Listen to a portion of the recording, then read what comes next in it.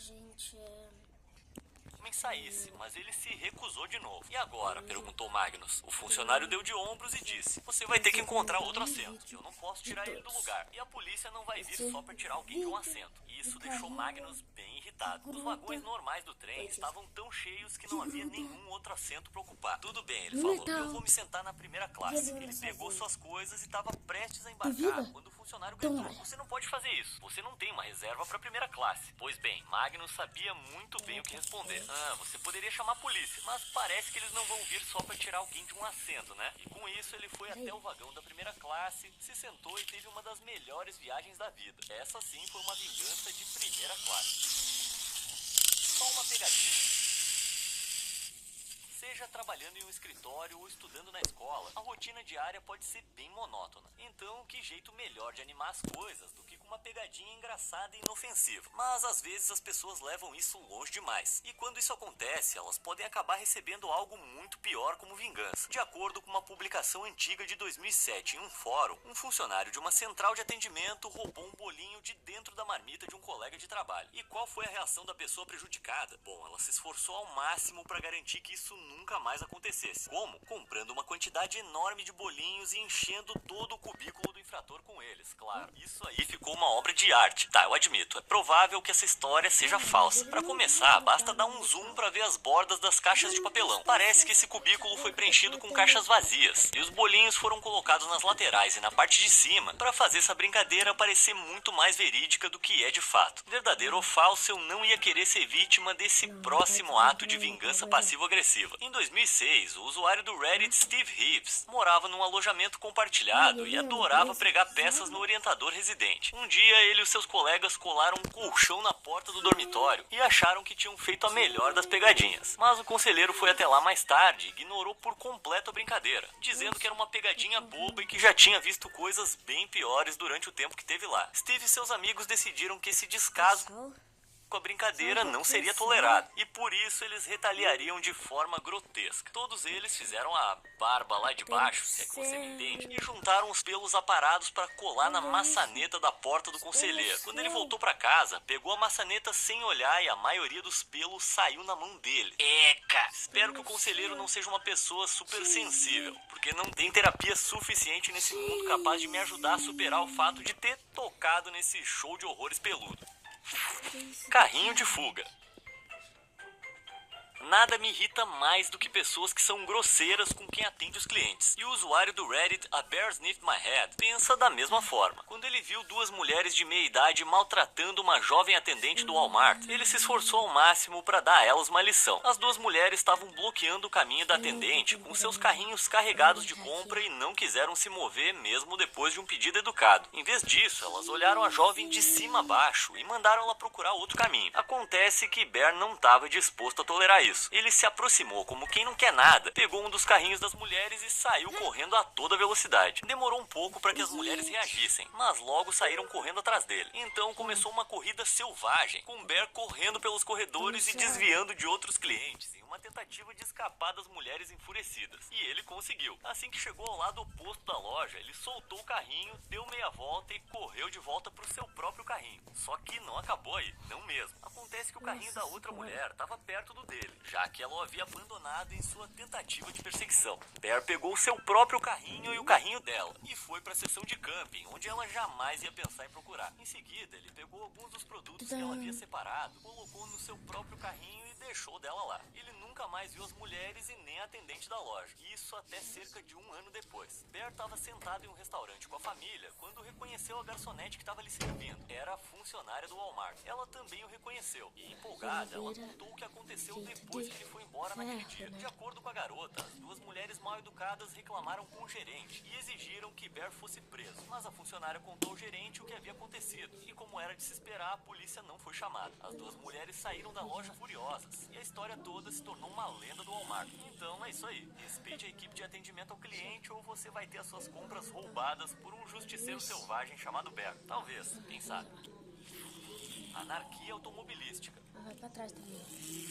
Todo mundo conhece pelo menos uma pessoa que é péssima estacionando. Alguns são apenas motoristas ruins, mas outros são meio babacas de propósito. Só que estacionar mal nem sempre fica impune. Olha o caso do proprietário desse carro. Ele foi informado de que não poderia estacionar aqui porque a vaga estava reservada para uma empresa, mas insistiu com arrogância em estacionar mesmo assim. Até aí tudo bem, mas eu quero ver ele sair dali agora. É isso aí, acontece que a empresa era especializada em andaimes. Ah, e sabe quem mais você não deveria irritar? Fazendeiros. Mas esse cara aqui não devia saber disso, já que decidiu bloquear a passagem de um deles para evitar uma multa por estacionar em local proibido. Mas ele levou muito mais do que uma multa, quando o fazendeiro, em retaliação, jogou um monte de esterco de vaca na caminhonete dele. Que bosta, hein? É isso aí, estacionar mal fede. Uma mulher desprezada.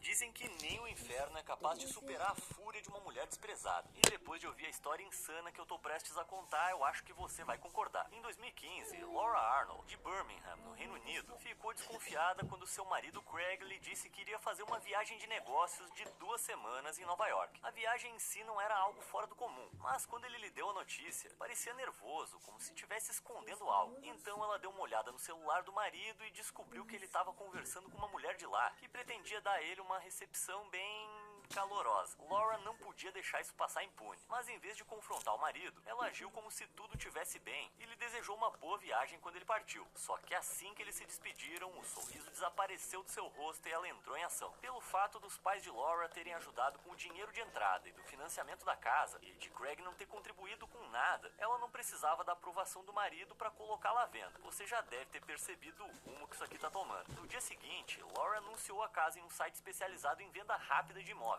E logo teve resultados. Por incrível que pareça, todo o processo foi concluído em 2 semanas. Laura vendeu a casa para ser usada como alojamento de estudantes. Então pegou suas coisas e foi embora. Mas fez questão de deixar todos os pertences do marido lá, inclusive os seus equipamentos e acessórios. Quando Craig voltou da sua viagem de negócios, levou o maior susto da vida. Sua chave não entrava na fechadura e depois de tocar a campainha, ele foi recebido por um grupo de estudantes que ele nunca tinha visto antes. Ele tentou discutir e argumentar, mas foi em vão. Os documentos estavam assinados e as questões legais tinham sido resolvidas. O que aconteceu em seguida não foi revelado, mas eu imagino que o casal infeliz tenha tido uma conversa bem acalorada. Mas o que Laura falou sobre o assunto? Bom, ela se limitou a dizer que as coisas não estão indo muito bem entre a gente no momento. Pelo jeito não. E com essa vingança infernal, a gente chega ao fim do vídeo. Mas antes de ir, diz aí nos comentários qual dessas histórias de vingança você achou mais maluca. E você, já se vingou de alguém de uma forma tão passivo-agressiva que poderia estar no próximo episódio dessa série? Como sempre, obrigado por assistir e até a próxima. Legal, né?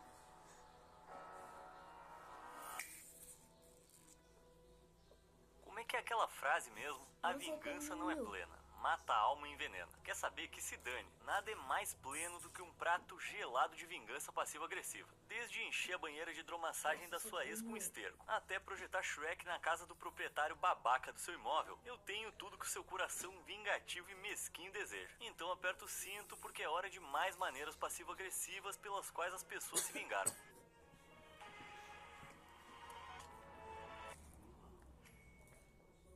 20 toneladas de vingança.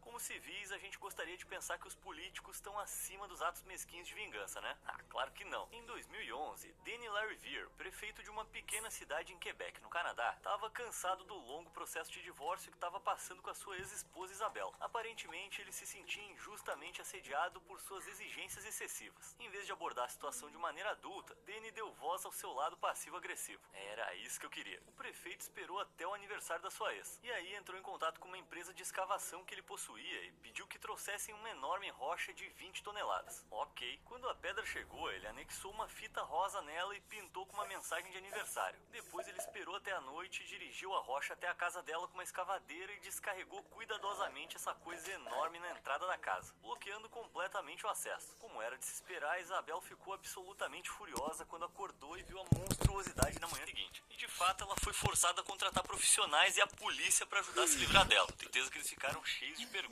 Quanto ao motivo pelo qual Danny escolheu uma pedra, aparentemente Isabel sempre quis uma. Só acho que era uma de diamante no dedo, não uma rocha na entrada de casa. Cocô respondência. Uma das coisas que Eles mais são me eles irritam é bem quando os legais. donos de cães não limpam a 17, obra de arte dos seus animais. 13, Vamos lá, né? Não é uma coisa 30, difícil. Normalmente você só tem que lidar com cocô de diferente. cachorro aleatório na É? calçada ou num parque público, mas Esse não no vídeo seu próprio quintal. misterioso? Então, Ashley McKay, de Tem Adelaide, coisas na Austrália, ficou furioso É. quando saiu de casa e Ele viu um de cocôzinho capitalismo. novo bem no meio do seu gramado. Não contente em nem deixar o dono ver sair impune até o desse final. ato vil de Obrigada, sabotagem, brincando. ele voltou Fica pra até o dentro e final. verificou as imagens da câmera de segurança. E claro, tava lá o Porque culpado, um cãozinho branco esse é o peludo, final, né? fazendo o cocô em questão enquanto a dona Tchau. assistia indiferente. Bom, infelizmente pra ela,